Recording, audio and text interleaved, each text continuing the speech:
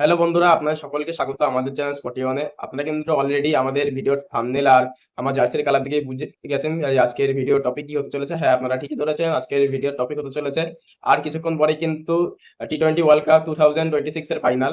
আর finally কিন্তু ইন্ডিয়ার মুখোমুখি হতে চলেছে নিউজিল্যান্ড। তো তৃতীয়বারের জন্য টি-20 ওয়ার্ল্ড কাপ পার একদম আমরা দোরগোড়ায় চলে এসেছি। আর কিছুক্ষণ পরেই টি-20 ওয়ার্ল্ড কাপ। আমরা সকলে 130 কোটি জনতা আজকে সবাই টিভি বা ফোনের পর্দা তাকিয়ে থাকবো। আর আমার বিলিভ এবং সবার 130 কোটি মানুষের বিলিভ আছে আজকে ইন্ডিয়া আবার তিনবারের জন্য এবং পরপর দুবার জেতার জন্য আজকে একদম তাদের জান প্রাণ সব দিয়ে দেবে।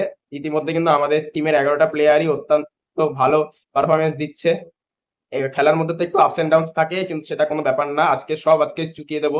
আর মিচেল স্যাটনার তিনি কিন্তু ম্যাচ শুরু হওয়ার আগে প্রেস কনফারেন্সে বলেছে, তাকে যখন একজন রিপোর্টার জিজ্ঞেস করেছে যে 140 কোটি জনতার আপনার আপনি কি চাইবেন মন ভাঙতে, তো মিচেল স্যাটনার তার উত্তরে বলেন যে আমার কিছু যায় আসে না 140 কোটি মানুষ কি ভাবলো না ভাবলো, আমার শুধু ট্রফি জেতা নিয়ে কথা। তার পরিপ্রেক্ষিতে আমাদের ক্যাপ্টেন সূর্য কুমার কিন্তু একটা দারুণ জবাব দিয়েছে, যে সে বলেছে যে আহ সবাই প্রত্যেকবারে এসে একই কথাই বলে যায়, এবার আমরা কিছু নতুন কিছু শুনতে চাই, তো ওইগুলো আমাদের কিছু যায় আসে না। আমরা এবারও ট্রফি তুলবো, আমাদের পুরোপুরি বিশ্বাস আছে, আমাদের টিমের প্রতি পুরোপুরি বিশ্বাস আছে, আমাদের টিম ফিট স্ট্রং।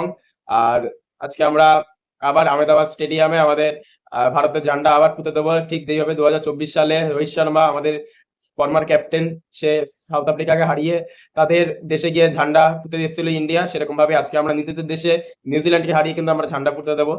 আর ম্যাচ কিন্তু শুরু হবে 7টা থেকে। আপনারা একদম টিভির পর্দা বা ফোনের ইসের থেকে, ফোনের স্ক্রিন থেকে কিন্তু চোখ সরাবেন না, কিন্তু আজকে কিন্তু সুপার ধামাকা আজকে ম্যাচ হতে চলেছে, ইন্ডিয়া ভার্সেস নিউজিল্যান্ড ফাইনাল।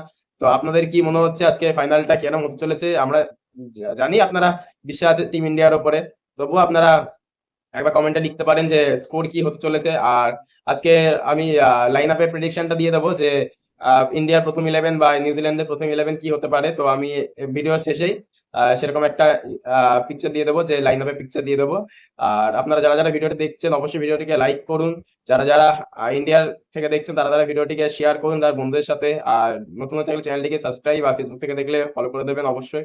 তো সবাই কমেন্ট বক্সে লিখে দেন চারটে ইন্ডিয়া। তো দেখা হচ্ছে পরের ভিডিওতে। পরের ভিডিও আসবে ঠিক ইন্ডিয়া জিতে যাওয়ার পরে।